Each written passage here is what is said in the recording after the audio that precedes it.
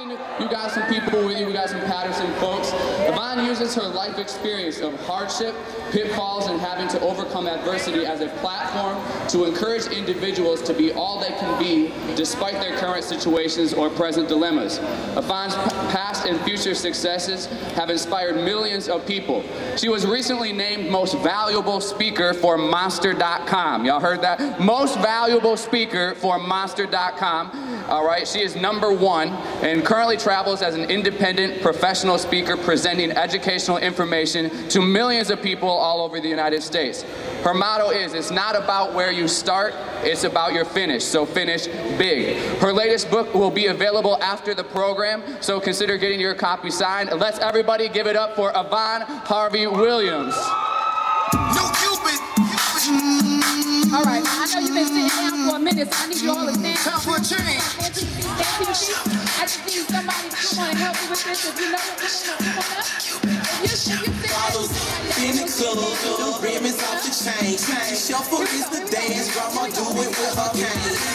They know my name, I'm beating down your block. She step back on the shuffle, cause I got the block on lock. Down do your dance, do your we got a brand new dance. Do your dance, do your dance.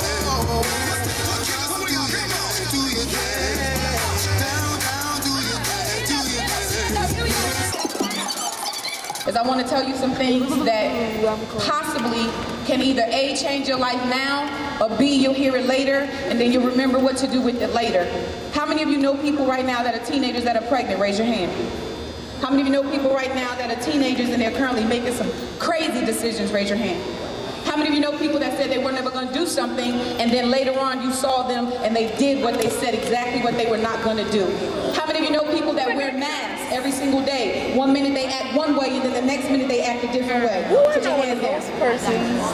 How many of you know people that have been betrayed? Raise your hand. How many of you know people that trusted someone and told them something, and then the information got back to them because someone told their business? Raise your hand. Put your hands down.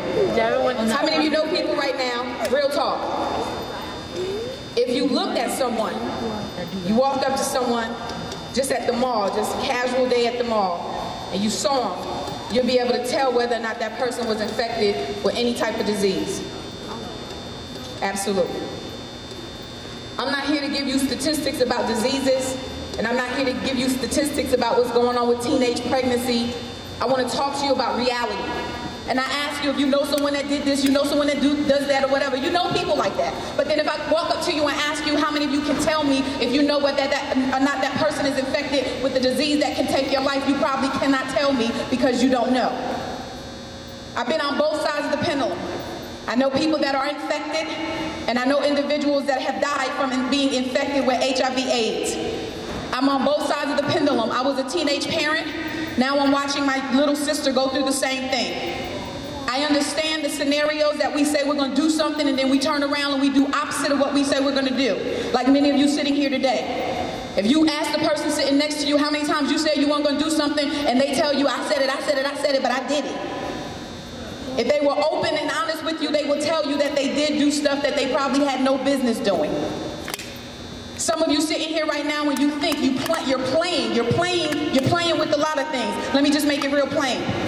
We don't understand that first and foremost there's a natural attraction. Everybody in this room, I don't care how old you are, if you're a teenager or even if you're in your 20s, your 30s, or your 40s, there's a natural attraction that you have when you see a little boy that you're attracted to or a young lady that you're attracted to. There's a natural instinct to say, wow, he look good. Or if you see somebody and she's cute, you're like, yo, shorty, what up? It's a natural attraction. Natural attraction. Oh, stay right here. Natural attraction. So what happens is, at the end of the day, is what you do with that natural attraction. Because you can look at someone and you can like the way someone looks and you can say that person is beautiful, but then the corresponding action, what you do after that, makes all the difference. We know there are things that we should not be saying, and we know there are things that we should not be texting, and we know there are things that we shouldn't even be thinking, because when it hits you, it makes you nervous and it makes you uncomfortable, but it feels right, because you think if you text it or if you say it, it's going to make somebody like you better. But can I tell you something real quick? The reality is, when you don't make a smart decision at that very moment and your actions don't correspond, and stop you from making a dangerous decision, if that person rejects you, it messes you up psychologically. And that's the problem that we're having with teenagers right now. They're not able to deal with rejection. Most of the adults in this room can't deal with rejection. Hold on. So I grew up in the city of Paterson, New Jersey, for those of you who heard my story before. And the main thing that messed me up psychologically, sweetie, wasn't the fact that I didn't think I was, I didn't think I was beautiful. I grew up thinking that I was very unattractive and ugly because I didn't look like people in my neighborhood. I grew up with freckles and red hair, and for me that was a very hard thing because no one looked like me.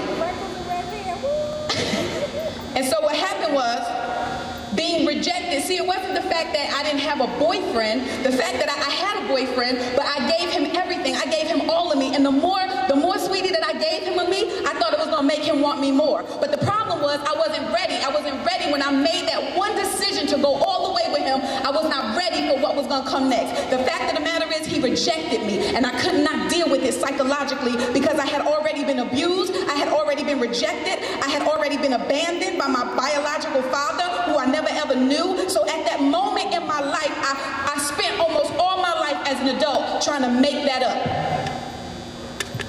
I'm looking at some of y'all young ladies in this room right now, and young fellas, and I can tell you one thing.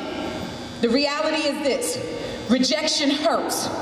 When you like somebody so much and you put so much emotion behind that like, and you begin texting them and calling them and emailing them, going on their MySpace page, going on their Facebook page, y'all taking pictures together, you in school writing his name on your notebook, you looking at him, he looking at you see him at basketball games, football games, at church, you see him, and then all of a sudden to find out that he was talking to somebody that you knew. It messes you up psychologically. Come in the building with me right now, because I'm right here. It's not the fact, here it is, it's not the fact that you're not good enough. The fact is we're looking for long-term relationships with little boys that still live with their mommies.